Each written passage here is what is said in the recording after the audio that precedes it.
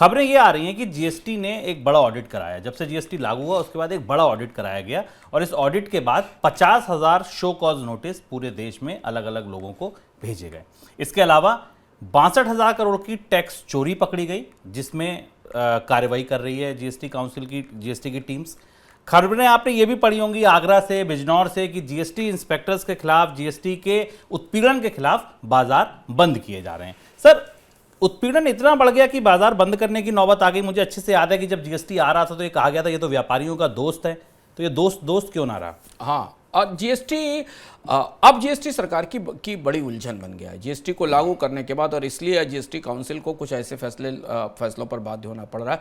पर वस्तुतः जो बात शुभम ने कही कि जब जीएसटी लाया गया था तब पूरे देश में इस तरीके का माहौल था, यही बताया गया था कि ये पारदर्शी ट्रांसपेरेंट प्रोसीजर होगा, इसमें न तो टैक्स पेयर्स को कोई नुकसान होगा ना उपभोक्ताओं को कोई नुकसान होगा। लेकिन धीमे धीमे पूरे देश में जीएसटी का इंस्पेक्टर राज चरम पर बढ़ता जा रहा है। इसके दो बड़े ताजे उदाहरण हमारे सामने आए। पहला उदाहरण तो हमारे सामने यही आया है कि जीएसटी ने अभी तक करीब 8,200 केसेस बुक किए हैं, जिनमें 62,000 करोड़ रुपए के टैक्स का फ्रॉड है, इवेजन पकड़ा है, जिसमें 1,000 से ज़्यादा लोगों को गिरफ्तार किया गया है। अब दो सवाल यहाँ उठते हैं कि जीएसटी का ढांचा जब इतना ट्रांसपेरेंट और टेक्निकली साउंड है कि हर चीज़ डॉक्यूमेंटेड है, हर चीज़ उपलब्ध है, तो जीएसटी में ये फ्रॉड जीएसटी के विजिलेंस सिस्टम की कमजोरी बताते हैं।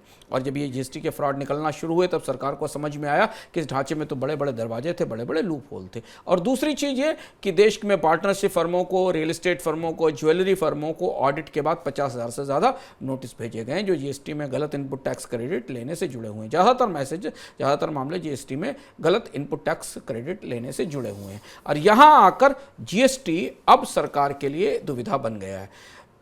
2 साल के दौरान जब कोविड में सरकार के राजस्व में तेज गिरावट आई थी और आर्थिक गतिविधियां बुरी तरह ठप थीं, तब जीएसटी में सरकार ने अपनी विजिलेंस मशीनरी को एक्टिव किया था काफ़ी तेज़ी से। छापे मारे गए, लोगों के इनपुट टैक्स क्रेडिट रोके गए। वो स्थिति यहाँ तक पहुँच गई कि अब जीएसटी के खिलाफ बाजार बंद होने लगे। अभी हाल में मैं उत्तर प्रदेश में हुआ और उसके बाद में ऐसा बताया जाता है कि केंद्र सरकार को दखल करना पड़ा।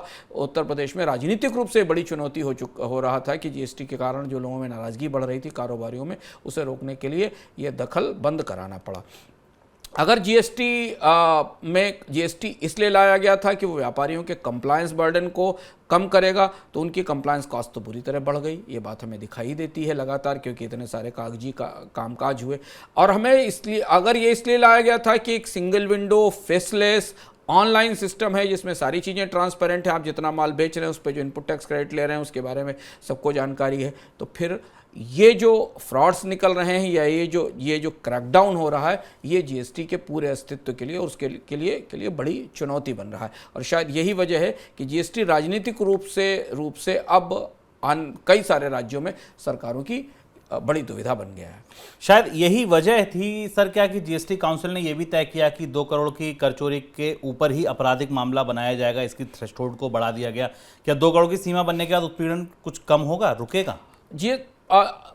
आप सोचिए, जीएसटी काउंसिल को खुद ये बात परोक्ष रूप से स्वीकार करनी पड़ी, सुधार को आए हुए भी 4-5 साल हुए, कि जीएसटी में उत्पीड़न हो रहा है। यानी ये मानना पड़ा कि जीएसटी में व्यापारियों का और कारोबारियों का उत्पीड़न हो रहा है। जीएसटी काउंसिल ने जो नई व्यवस्था तय की उसके हिसाब से अब जब 2 करोड़ रुपए से ऊपर का टैक्स चोरी पकड़ी जाएगी तब अभियोग या प्रोसिक्यूशन लॉन्च किया जाएगा। कहना मुश्किल है कि जीएसटी काउंसिल के अधिकारियों के पास जिस तरह नोटिस भेजने के, सवाल पूछने के अधिकार हैं, उनमें कैसे कमी होगी, क्योंकि इससे पहले बहुत कुछ जीएसटी के भीतर ऐसा हो रहा है जिस पर सरकार को भी शिकायतें मिल रही हैं, व्यापारी भी बहुत ज़्यादा परेशान है।